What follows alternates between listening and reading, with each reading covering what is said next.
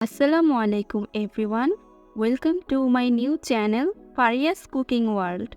আজকে আমি আপনাদেরকে তৈরি করে দেখাবো ক্যারামেল এগ পুডিং। চেষ্টা করেছি পুডিংয়ের সম্পূর্ণ ডিটেলস এবং টিপস সহকারে একটা পারফেক্ট রেসিপি আপনাদের সাথে শেয়ার করার জন্য। অনেকেই বলে থাকেন ক্যারামেল করতে গেলে কালার আসে না, ক্যারামেল পড়ে যায়, পুডিং নরম হয় এবং ঢালতে গেলে ভেঙে যায়, কতটুকু দুধের সাথে কয়টা ডিম দিতে হবে, এই সব সমস্যার সমাধান করব আজকের এই ভিডিওর মাধ্যমে। আশা করছি আজকের ভিডিওটি আপনাদের কাছে ভালো লাগবে। তো চলুন দেখে নেওয়া যাক। প্রথমে একটি হাঁড়িতে 1 কেজি গরুর দুধ নিয়েছি। দুধটা বলক না আসা পর্যন্ত অনবরত নাড়তে হবে। অনেকেই আছেন দুধ ঘন করার ঝামেলা ছাড়া পুডিং তৈরি করতে চান। তাদের জন্য একটি ট্রিক্স হচ্ছে আপনারা 2 টেবিল চামচ ময়দা অথবা কর্নফ্লাওয়ার দুধের সাথে মিশিয়ে পুডিং তৈরি করতে পারেন। এখানে আমি 2 চামচ ময়দা সামান্য পরিমাণ দুধ দিয়ে একটি মিশ্রণ তৈরি করেছি। এই গোলানো মিশ্রণটি এখন আমি বলক আসা দুধের সাথে অল্প অল্প করে মিক্স করব। অবশ্যই অল্প অল্প করে মিক্স করবেন, একেবারে মিক্স করতে যাবেন না, তাহলে কিন্তু দুধ আর ময়দাটা দলা পেকে যেতে পারে। মিশ্রণটি দেওয়া হয়ে গেলে অনবরত নাড়তে থাকবেন। এই মিশ্রণটি দেওয়ার ফলে পুডিংয়ের স্বাদ কখনোই নষ্ট হবে না, বরং পুডিংকে করবে হার্ড এবং ভেঙে যাওয়ার কোনো ভয় থাকবে না। এই পর্যায়ে দুধটি বলক এসে পড়েছে, দেখতেই পারছেন দুধটির ঘনত্বটা কেমন হয়েছে। এখন দুধটি ঠান্ডা হতে দেব। এই ফাঁকে আমি পুডিংয়ের জন্য ক্যারামেলটা করে নিব। ক্যারামেলের জন্য চায়ের কাপে মেপে আধা কাপ চিনি নিয়েছি।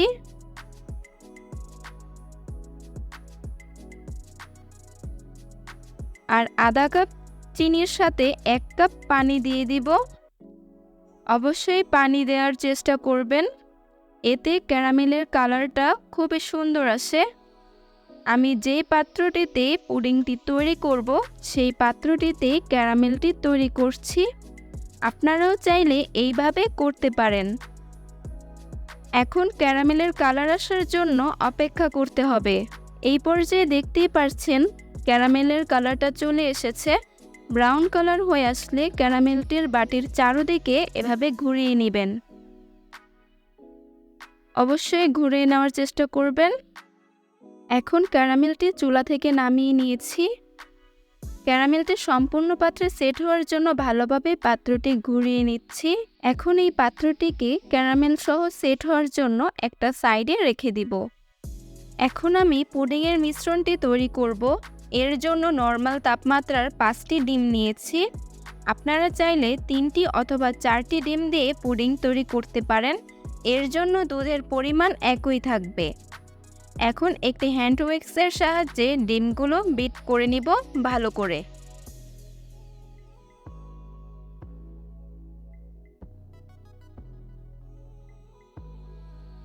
বিট করা হয়ে গেলে এখন দিয়ে দিচ্ছি 1 কাপ চিনি।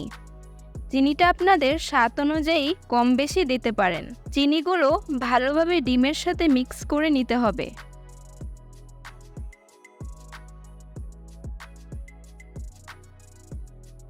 মিক্স করা হয়ে গেলে এখন ঠান্ডা করে রাখা দুধটাকে ডিমের সাথে অল্প অল্প করে অ্যাড করতে হবে।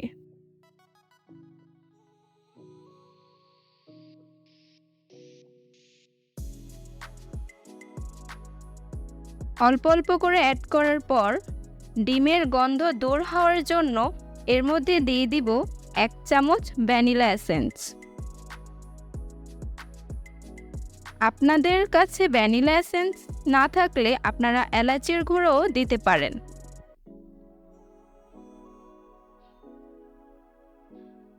এখন এই সব কিছু ভালোভাবে মিক্স করে নিব।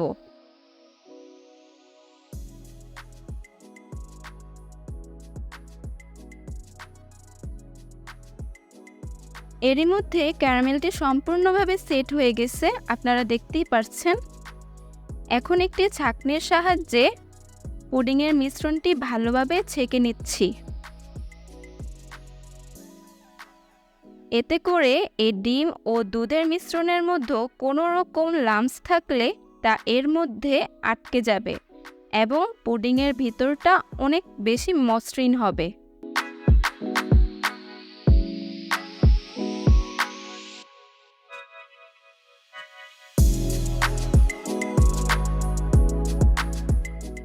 পুডিংটাকে স্টিম করার জন্য চুলোতে একটি হাঁড়ি বসিয়েছি। এর মধ্যে আমি একটি স্ট্যান্ড দিয়েছি, আপনারা চাইলে কিচেন টাওয়ালও দিতে পারেন। এর মধ্যে আমি বাটিটা বসিয়ে দিচ্ছি, পরে পুডিংয়ের ঢাকনা দিয়ে বাটিটা ঢেকে দিব।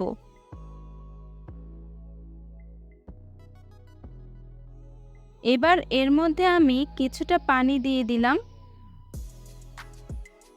এবং পানিটা দিতে হবে বাটির অর্ধেক অথবা তার থেকেও নিচে। অনেক বেশি পানি দেওয়া যাবে না, তাহলে বাটির ভিতরে পানি ঢুকে যেতে পারে। এখন একটি ঢাকনা দিয়ে ঢেকে দিব। আমি পুডিংটাকে 30 মিনিট বেক করে নিব। ফিরে আসলাম 30 মিনিট পর। ঢাকনাটা উঠিয়ে একটি চামচের সাহায্যে পুডিংয়ের বাটির ঢাকনাটা উঠিয়ে নিব। পুডিংটি চেক করব একটি টুথপিকের সাহায্যে। যদি টুথপিক এর গায়ে পুডিং লেগে আসে তাহলে 10 থেকে 15 মিনিট বেক করে নেবেন। এই পর্যায়ে টুথপিক ফ্রেশ এসেছে দেখতেই পাচ্ছেন, তার মানে পুডিংটি হয়ে গিয়েছে। এখন আমি পুডিংটি চুলা থেকে নামিয়ে নিব। পুডিংটি চুলা থেকে নামিয়ে সম্পূর্ণ ঠান্ডা করে নিয়েছি। এখন একটি ঢাকনা দিয়ে ঢেকে নর্মাল ফ্রিজে রেখে দিব 1 ঘন্টার জন্য। ফিরে আসলাম 1 ঘন্টা পর। দেখতেই পাচ্ছেন পুডিংটি সম্পূর্ণ সেট হয়ে গিয়েছে। এখন একটি ছুরির সাহায্যে পুডিংয়ের সাইডগুলো ছাড়িয়ে নিচ্ছি।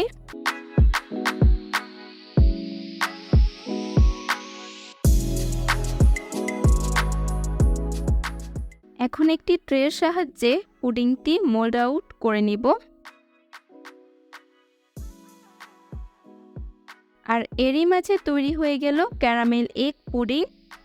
ক্যারামেলের কালারটা দেখেই হয়তো বুঝতে পারছেন কালারটা কত সুন্দর এসেছে। এখন পুডিংয়ের ভিতরটা কতটা সুন্দর হয়েছে সেটাও আমি আপনাদেরকে কেটে দেখাবো। দেখতেই পাচ্ছেন ভিতরটা ঠিক কতটা মসৃণ ও পারফেক্ট হয়েছে। কোনো ধরনের জালে জালে বা ছিদ্র ছিদ্র ভাব নেই। একদম ক্রিমি এবং মসৃণ একটা পুডিং একেবারে রেডি। আপনাদের সাথে আমি আজকে যে টিপসগুলো শেয়ার করেছি এই সবগুলো টিপস ফলো করে যদি ঘরে পুডিং তৈরি করেন তাহলে আপনাদের পুডিংটাও হবে অনেক বেশি পারফেক্ট এবং মসৃণ। আশা করছি আপনাদের কাছে আমার আজকের এই ক্যারামেল এগ পুডিং রেসিপিটা ভালো লেগেছে। ভালো লাগলে ভিডিওটাতে একটা লাইক দিবেন এবং চ্যানেলটি সাবস্ক্রাইব করে পাশেই থাকবেন। আজকের মতো তাহলে এখানেই বিদায় নিচ্ছি। সবাই ভালো থাকবেন। আল্লাহ হাফেজ।